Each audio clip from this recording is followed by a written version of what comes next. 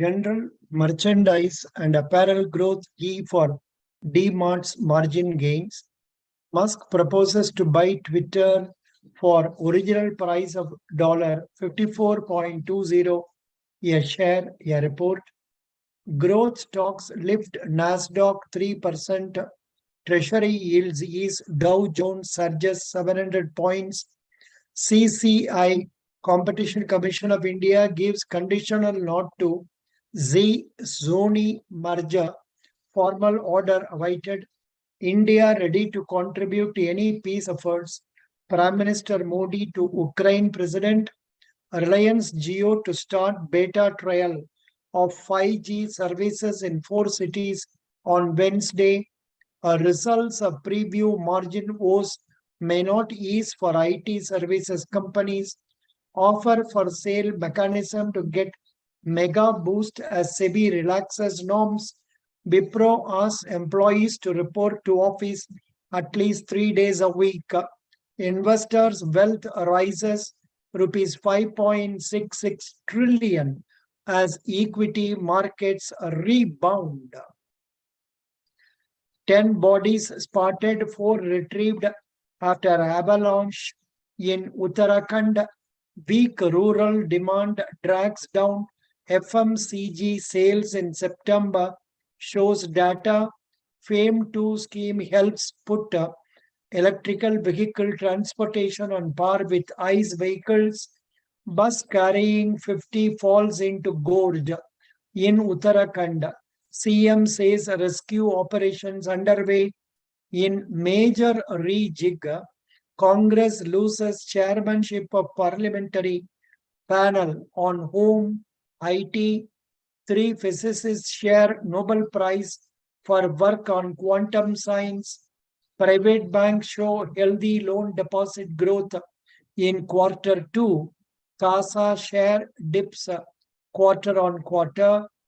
Then quarter over quarter, EC wants parties to give info on financial viability of election promises. 86% of global CEOs see recession within 12 months. Finds KPMG survey. Apple forced to change charger in Europe as European Union approves overhaul. CBIC floats new norms to curb undervaluation of goods by importers. India government bonds not added to key index remain on watch. JP Morgan. Rushdie among favorites to win this year's Nobel for Literature, a report. Salman Rushdie. Now, the following news will be of use for Ecgc interview candidates. MD of KEC International and Engineering Procurement Construction Major steps to stem the rupee slide against dollar. A recent business standard survey of chief executives of India Inc. reveals business leaders expect the government to take immediate remedial steps to stem the rupee slide against dollar. This follows an 8.5% fall in the Indian currency's value against the greenback this year. Vimal Kejriwal, CEO and MD of KEC International, an engineering, procurement and construction major, said the government should impose limits on importing non-essential goods and expediting dollar remittances for exporters, apart from easing norms for foreign investment. Others said they expect the government to impose a higher import tax on all non-essentials like cosmetics, gold and electronics in the near term. The second biggest consumer of gold, India imported $46 billion worth of the metal in FY22. On July 1, the government hiked the customs duty on gold from 7.5% to 12.5%. Electronics goods are the largest non-oil import segment.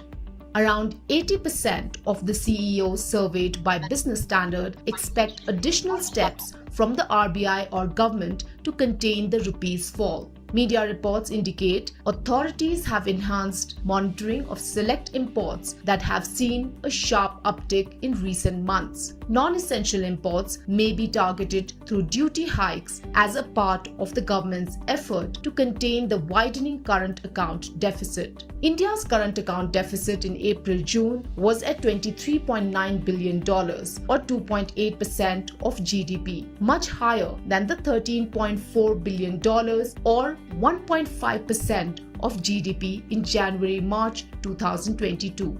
When a similar situation emerged in 2018, the government raised import duties on 19 items, including consumer electronics, diamonds, jewelry, jet fuel, and leather footwear. These goods, however, constituted just 2.8% of India's total import bill the previous financial year, raising question marks over the efficacy of the measure. Since the union budget early that year, the government had in fact firmly moved India towards greater protectionism, raising tariffs on several different product lines. The days of import substitution prior to liberalization prove that such tariff increases are a counterproductive form of policy. By allowing only essential imports required for production and protecting the domestic producers from the competition, the policy hindered competitiveness, hurt consumers, and damaged exports. Post-1991, imports were significantly liberalized and duties brought down. But in recent years, India has reversed its 2.5-decade-old policy of tariff reduction to favoring protectionism. Import substitution is regularly spoken of as a priority for the government on the argument that India's infant domestic industries need to be protected. But even the mature automobile industry has sought protections. With India and the United Kingdom entering the last lap of negotiations over a free trade agreement, passenger vehicle makers in India have raised concerns about any sharp reduction in customs duty on imported vehicles under the pact. They argued that competing countries in the European Union shall also seek such a measure, and this will ultimately hurt the domestic industry as India is negotiating an FTA with the trading bloc too. The approach of the genuine builders of Indian industry through the last 60, 70 years has been that, look, we want to be as strong as anybody everywhere, but give us a fair chance. And the fair chance means that those who are much bigger than us already and who have taken advantage of the fact that they had larger markets or that the technologies were produced in their own countries, they are then protecting themselves as they open up larger markets for themselves. And all the genuine builders of industry in India would say is just for a while, for a short while, not forever, give us a fair chance and then throw us into the ring openly with them, and we're sure we can do it also. But it's not fair to put an infant industry into the same ring with the same rules of the game as very big guys in the same ring. And I think the global trade rules and investment rules have been favoring very much the already established large countries and their corporations. Protectionist steps are being justified on the ground that they will let domestic companies grow into viable competitors so that they can sustain on their own. But raising tariffs purely to protect industries eventually leads to high cost and uncompetitive business environment. At the end of the day, a balance is needed. Industries cannot expect to operate within a walled garden of perpetuity, especially when India's stated aim is to integrate into global supply chains. Industries that have achieved a certain scale should now open up to competing in the global market without reservations. For more news, views and updates, subscribe to Business Standard on Google Podcast, Apple Podcast and Spotify. Also follow us on YouTube, Vimeo, Instagram, Twitter. Yeah. So this is what the news is about. Thank you so much. I think this will be of great use for people appearing for interview in the next few days. So thank you so much. Please read Business Standard if you can. That will be good. Thank you. Or Economic Times or Hindu